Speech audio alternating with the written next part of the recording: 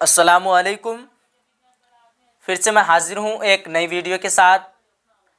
तो इसी तरह हम लोग क्लास 10 उर्दू दरख्शां दोम के जो है एक से लगातार अब तक जो है 25 चैप्टर को पढ़ते आ रहे हैं और आज के इस चैप्टर में हम लोग 26वां चैप्टर को शुरू करेंगे। और काफ़ी जो है कम अब चैप्टर रहा है क्योंकि हम लोग लगातार जो है अब 3-4 चैप्टर करके एक वीडियो में कवर कर रहे हैं।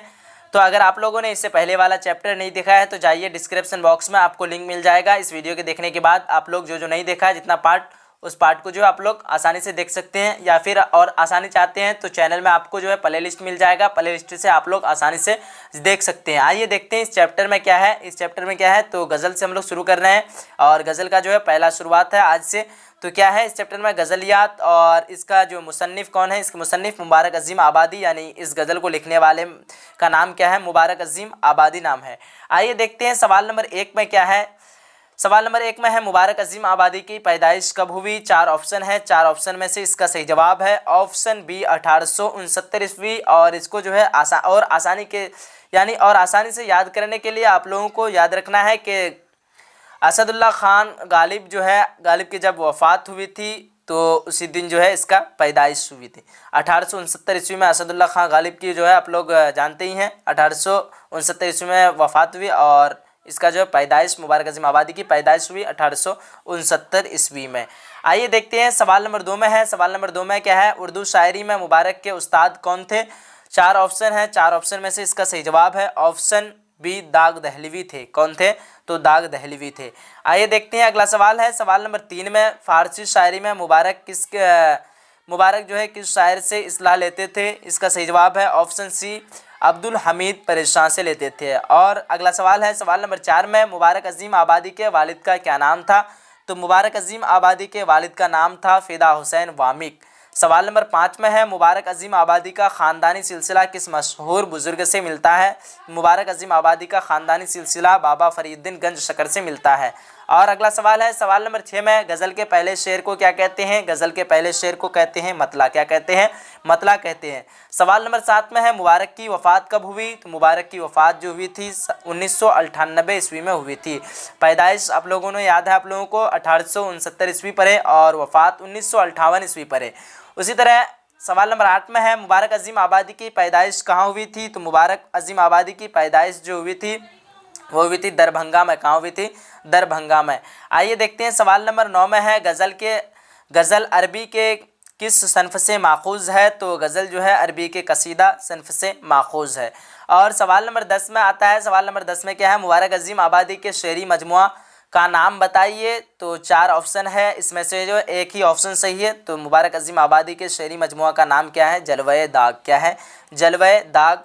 आइए सवाल नंबर 11 को देखते हैं। सवाल नंबर 11 में क्या है, गज़ल के आखिरी शेर को क्या कहते हैं। तो गज़ल के आखिरी शेर को कहते हैं मक्ता। क्या कहते हैं, मक्ता कहते हैं। इस सवाल का जो है, ये सवाल जो है 2020 में पूछा गया सवाल है और ये टोटल आंसर आपको जो है यहाँ देखने के लिए मिल रहा है। अगर आप लोग जो है इसका टोटल PDF चाहते हैं तो इस नंबर पे कांटेक्ट कीजिए 8342949347 8342949447। इस नंबर पे कांटेक्ट करने के बाद जो है आपको PDF मिल जाएगा। देखते हैं इसके आगे का चैप्टर में क्या है, गज़लियात, और इस गज़ल का लिखने वाले का नाम है अहमद फ़राज़। इसके मुसन्निफ़ कौन है तो अहमद फ़राज़ है। आइए देखते हैं सवाल नंबर 1 में क्या है, दर्ज झैल में कौन मसनवी निगार नहीं है। तो क्या है, अहमद फ़राज़ जो है मसनवी निगार नहीं है, क्योंकि आप लोग शुरू हेडलाइन में ही देखते हैं गज़लियात इसका जो है ये गज़ल लिखने वाला है और अहमद फ़राज़ इसका नाम है। तो यहाँ इसका सही जवाब क्या हो जाएगा, ऑप्शन सी यानी अहमद फ़राज़। आइए सवाल नंबर 2 में है अहमद फ़राज़ का ताल्लुक़ किस मुल्क से है। तो जो है अहमद फ़राज़ का ताल्लुक़ पाकिस्तान मुल्क से है। आइए सवाल नंबर 3 को देखते हैं। सवाल नंबर 3 में क्या है, अहमद फ़राज़ किस यूनिवर्सिटी में लेक्चरर हुए। तो अहमद फ़राज़ जो है पेशावर यूनिवर्सिटी में लेक्चरर हुए थे। ये सवाल 2020 में पूछा गया सवाल है। आइए सवाल नंबर 4 को देखते हैं। सवाल नंबर 4 में क्या है, अहमद फ़राज़ ने अपनी वफ़ात से चंद माह कबल बिहार के किस शहर में मुशायरा पढ़ा। तो इसका सही जवाब क्या हो जाएगा, सवाल नंबर 4 का जो है सही जवाब है ऑप्शन ए दरभंगा में पढ़ा था। सवाल नंबर 5 में है अहमद फ़राज़ की पैदाइश कहाँ हुई। तो अहमद फ़राज़ की जो है पैदाइश हुई थी पेशावर में। कहाँ हुई थी, पेशावर में। सवाल नंबर 6 में क्या है, अहमद फराज की जो है पैदाइश कब हुई? तो अहमद फराज की पैदाइश हुई थी 1933 ईस्वी में पैदाइश। और सवाल नंबर 7 में है अहमद फराज का इंतकाल कब हुआ? तो अहमद फराज का इंतकाल हुआ था 2009 ईस्वी में, जब बिहार जिस साल जो है बिहार आए थे। बिहार कब आए थे? 2009 ईस्वी में दरभंगा के मुशायरे में जो है बिहार आए थे, और उसी साल जो है अहमद फराज का जो इंतकाल हुआ था। आइए सवाल नंबर 8 को देखते हैं। सवाल नंबर 8 में क्या है? जिस गज़ल में रदीफ़ ना हो उस गज़ल को क्या कहते हैं? तो जिस गज़ल में रदीफ़ ना हो उस गज़ल को कहते हैं गैर मुरद्दिफ़। क्या कहते हैं?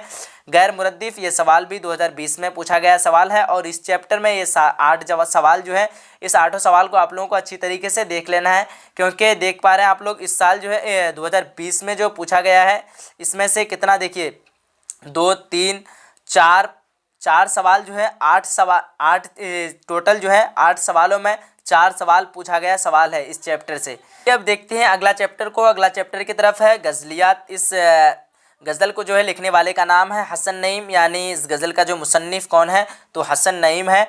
और आइए सवाल को देखते हैं इस चैप्टर का। सवाल नंबर 1 में क्या है कि हसन नईम की वफ़ात कब हुई? तो हसन नईम की वफ़ात हुई थी 1991 ईस्वी में। कब हुई थी? 1991 ईस्वी में। आइए सवाल नंबर 2 को देखते हैं। सवाल नंबर 2 में है हसन नईम की वफ़ात कहाँ हुई? तो हसन नईम की वफ़ात हुई थी मुंबई में। कहाँ हुई थी?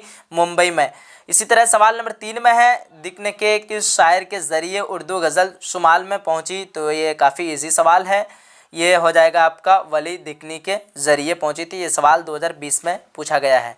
सवाल नंबर 4 में आता है हसन नईम की पैदाइश कहाँ हुई? हसन नईम की पैदाइश कहाँ हुई थी? तो आप लोगों को मालूम होगा अज़ीमाबाद में, जो पटना में जो है, ये अज़ीमाबाद कहाँ है? पटना में है।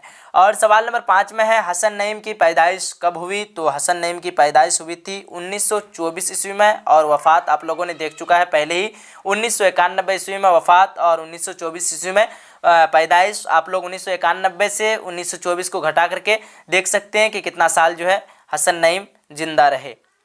आइए सवाल नंबर 6 को देखते हैं। सवाल नंबर 6 में क्या है? तू वह सूरज है तेरी डैश डैश रह जाएगी। तो दुरुस्त लफ्ज़ से मिसरा को मुकम्मल कीजिए। तो क्या हो जाएगा इसका? तू वह सूरज है तेरी परछाइयाँ रह जाएंगी। तू वह सूरज है तेरी परछाइयाँ रह जाएंगी। इसका सही जवाब है ऑप्शन बी, क्या हो जाएगा? परछाइयाँ। और सवाल नंबर 7 को देखते हैं। सवाल नंबर 7 में क्या है? हसन नईम किस इदारा में डायरेक्टर के ओहदे पर मामूर थे? तो हसन नईम जो है गालिब इंस्टीट्यूट के इदारे पर जो है डायरेक्टर के ओहदे पर मामूर थे। सवाल नंबर 8 में है। सवाल नंबर 8 में क्या है? हसन नईम किस शोबा में मुलाजिमत करते थे? तो हसन नईम किस शोबा में मुलाजिमत करते हैं? ऑप्शन है वजारत दफ़ा, वजारत ख़ारजा और वजारत रेल, वजारत दाखिला। तो इसका सही जवाब है ऑप्शन बी, वजारत ख़ारजा। इसको हिंदी में कहते हैं वित्त मंत्री और इंग्लिश में कहते हैं फॉरेन मिनिस्टर। वजारत ख़ारजा को इंग्लिश में क्या कहते हैं? फॉरेन मिनिस्टर, हिंदी में वित्त मंत्री। चलिए, उम्मीद करता हूँ कि आप लोगों को आज का क्लास अच्छा लगा होगा। हम लोगों ने आज की इस वीडियो में 3 चैप्टर जो है एक साथ कवर किए हैं, और इससे पहले जो है हम लोग लगातार चैप्टर बाय चैप्टर कवर करते आ रहे हैं। अगर आप लोग नहीं देखे हैं तो डिस्क्रिप्शन बॉक्स में लिंक मिल जाएगा, या फिर आप लोग जो है प्ले लिस्ट से आसानी से देख सकते हैं। चलिए, मिलते हैं फिर हम लोग एक अगली वीडियो में। अगर आप लोगों ने अभी तक वीडियो को लाइक नहीं किया है, जाते जाते वीडियो को लाइक कीजिए और अपने सभी फ्रेंड तक शेयर कीजिए। चलिए, मिलते हैं एक अगली वीडियो में। जब तक के लिए खुदा हाफिज़, जय हिंद, जय भारत। और इसका जो है टोटल आंसर आप लोग देख लीजिए, 1 से 8 तक के आंसर यहाँ दिया हुआ है।